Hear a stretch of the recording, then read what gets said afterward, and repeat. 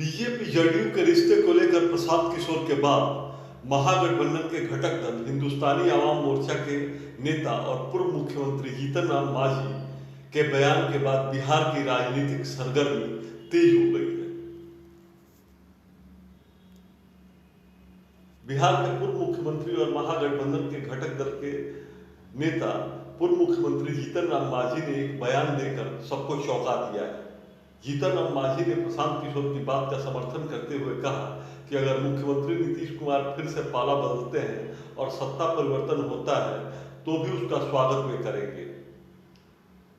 मांझी ने साफ तौर पर कहा कि राजनीति में कुछ भी असंभव नहीं होता। राजनीति में 2 और 2 4 नहीं होता है। राजनीति में 2 और 2 6 भी होता है। मांझी के इस बयान के बाद बिहार की राजनीति फिर से गर्मा गई है। मुख्य विपक्षी पार्टी भाजपा ने भी जीतन राम मांझी के बयान को नकार दिया है और कहा है कि भविष्य में नीतीश कुमार के साथ मिलना असंभव है। वहीं दूसरी तरफ महागठबंधन के सहयोगी दल राजद और कांग्रेस ने भी जीतन राम मांझी के बयान को हल्का करार दिया है। जीतन राम मांझी समय समय पर इस तरह का बयान देते हैं और उनके रिलायंस पार्टी के नेता और असहज होता है। उन्हें समझ में नहीं आता कि वह पूर्व मुख्यमंत्री जीतन राम मांझी के बयान को कैसे काटे। ऐसे में ये बयान आने के बाद बिहार में फिर से राजनीतिक तापमान बढ़ गया है। जीतन राम मांझी ने कहा कि महागठबंधन में अभी सरकार चलाने में अभी जैसे बयानबाजी हो रही है, यदि नीतीश कुमार को लगता है कि सरकार चलाने में उन्हें परेशानी हो रही है और इनका रिश्ता बीजेपी के साथ बेहतर है और राज्य के विकास के लिए वह फिर बीजेपी से हाथ मिलाना चाहते हैं तो हम उनका स्वागत करते हैं। जीतन राम मांझी ने कहा कि यदि नीतीश कुमार बिहार के विकास के लिए पाला बदलना चाहते हैं तो हम उनके साथ खड़े हैं। उन्होंने महामाया बाबू का उदाहरण देकर इसे सिद्ध भी किया। वहीं राजद प्रवक्ता मृत्युंजय तिवारी ने भी जीतन राम मांझी के बयान का खंडन करते हुए कहा कि इसमें कुछ भी सच्चाई नहीं है। बहरहाल जो भी हो, लेकिन प्रशांत किशोर के बाद पूर्व मुख्यमंत्री जीतन राम मांझी के बयान ने बिहार में राजनीतिक तापमान तो बढ़ा ही दिया है। बीजेपी जदयू के रिश्ते को लेकर कैलकुलेशन है, उनके बारे में हम नहीं कर सकते, लेकिन नीतीश कुमार जी ने तो कहा है कि भाई हम किसी भी सूरत में भाजपा के साथ नहीं जाएंगे।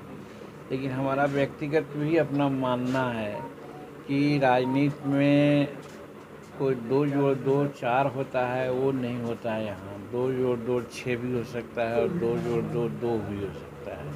तो वैसी परिस्थिति में नीतीश कुमार अगर राज्य हित में अभी जैसा चल रहा है, अगर इसमें कहीं कुछ दिक्कत समझते हों तो इधर उधर की बात कर सकते हैं, सत्ता बदलने की बात कर सकते हैं, तो उसका हम स्वागत करेंगे। क्योंकि एक बार और आप लोगों से कहा है कि महामाया बाबू यहाँ बिहार के राजनीति में इसी प्रकार से कई एक बार उन्होंने पाला बदला था।